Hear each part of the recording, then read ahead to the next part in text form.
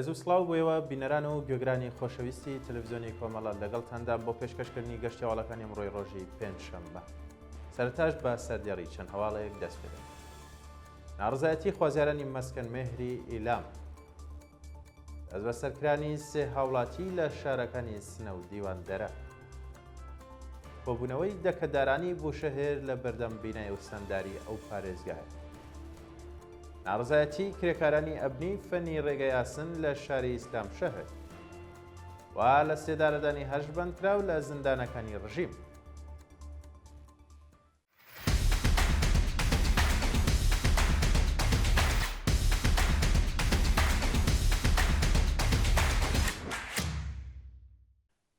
ناڕزایەتی خوازیارانی مەسکەن مێهری ئیلام. ڕۆژی ڕابردوو خوازیارانی مەسکەن مێهری شاری ئیلام دەژبەوە دینەهاتنی بەڵێنەکانی بەرپرسان ناڕزایەتیان دەربڕی.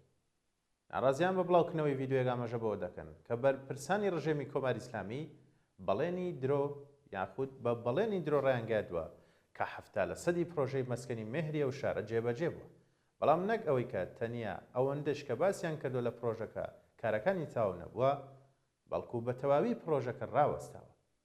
لە بەردەوامیدا خەڵکی ناڕازی خوازیاری پێڕاگەیشتنی دادپەروەرانەی ناوەندە قەزایەکان لەسەر دۆسیەکەیان و ڕادەستکرانی خانووەکان و هەروەها سزادانی تاوان باران بوون. دەست بە سەرکردنی سێ هاوڵاتی لە شارەکانی سنە و دیواندەرە لە ڕۆژانی دووشەممە، سێشەممە، 19 و 20 خەزەڵوەری 1404 هەتاوی دوو هاوڵاتی خەڵکی شارەکانی سنە و دیواندەرە لەلایەن هێزەکانی دارایی اطلاعاتەوە دەست بەسەر کراون و تاو کۆمساتەش چارەنووسیان دیارە.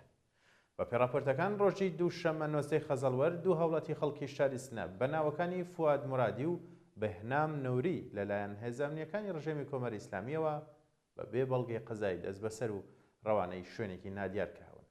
هەروەها ڕۆژی سێشەممە 20 خەزەڵوەر هاوڵاتێکی خەڵکی شاری دیواندەرە بە ناسناوی کاوە عەبدی تەمەن 35 ساڵ و بە هێرشی هێزە ئەمنیەکان بۆ سەر ماڵەکەی دەست بەسەر و ڕەوانەی گرتوخانەکانی ئەو ناوەندە کراوە.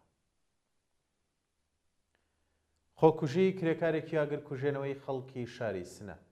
ڕۆژی چوارشەممە 21 خەزەڵوەر کرێکارێکی قەراردادی ئیدارەی ئاگرکوژانەوەی شاری سنە بەهۆی پێنەدانی حەقدەستە دواخراوەکانی ئاگری لە جەستەی خۆی بەردا.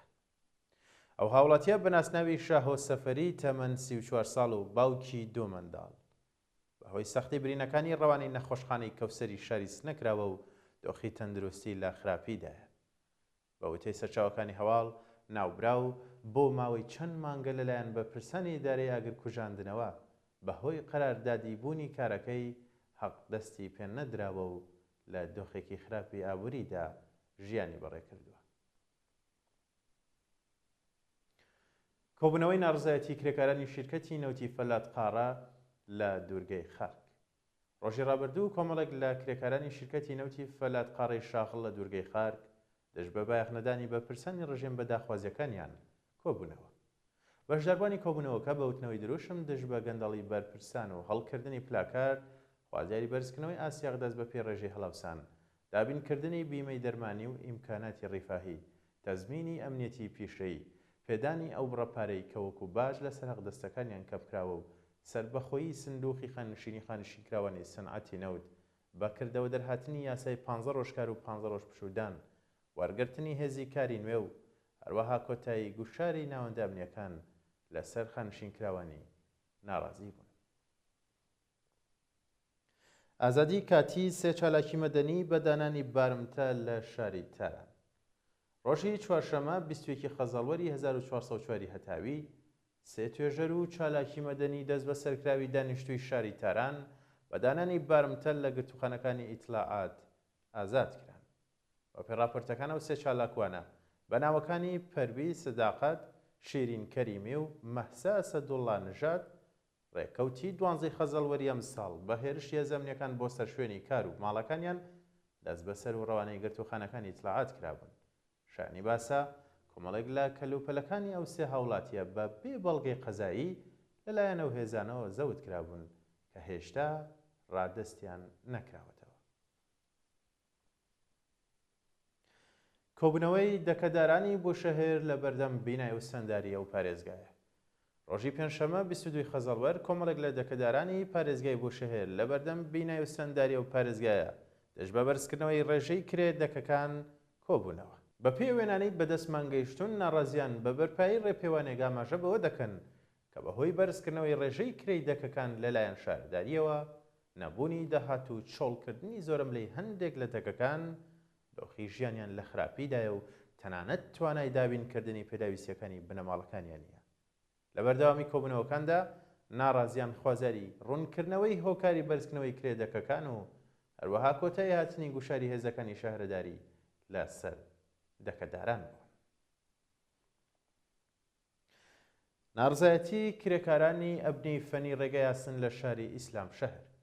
ڕۆژی ڕابردوو کۆمەڵێک لە کرێکارانی ئەبنی فەنی ڕێگەی ئاسنی ئیسلام شەهر سەر بە پارێزگای سیستان و بەلوچستان دژ بە پێنەدانی هەڵدەستە دواخراوەکانیان ناڕزایەتیان دەربڕی.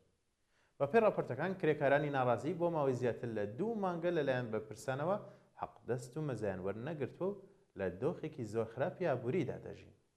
لە بەردەوامی ناڕزایەتیەکاندا کرێکاران خوازاری هاوسان سازی حەقدەستەکانیان، دابینکردنی بیمەی دەرمانی کارامە، ئیمەنی شوێنی کار و ئیمکاناتی ڕیفاهی، تەزمینی ئەمنیەتی پیشەیی، پێدانی حەقدەست و مەزایە دواخراوەکان و هەروەها بایەخدانی ڕژێمی کۆماری ئیسلامی بە دۆخی ژیان و معیشەتی کرێکاران بوون.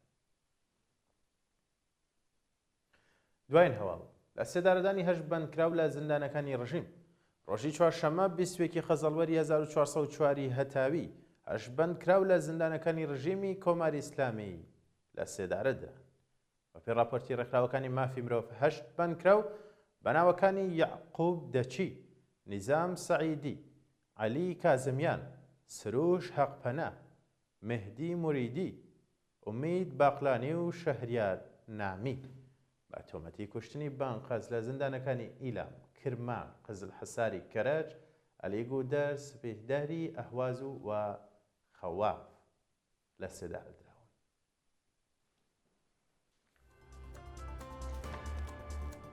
بینەرانی خۆشەویست گەشتیاوەڵەکانم پێشکەش دەدەن کات و ساتێکی خۆش بۆ هەموو.